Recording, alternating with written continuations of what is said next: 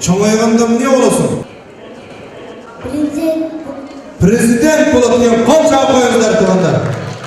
Beşikteki malanın depoların kim bilet de ketpey turup duran, ketpey turup durun. Prezident bolsan sen, gel bundan işte bundan C. Sen prezident bulasın, hazırdan C yürünmeyin. C yürünmüş, malades. Bugün ne toyu var orada? Sünnet toyu var, hayır var. Yine sünnet toyu.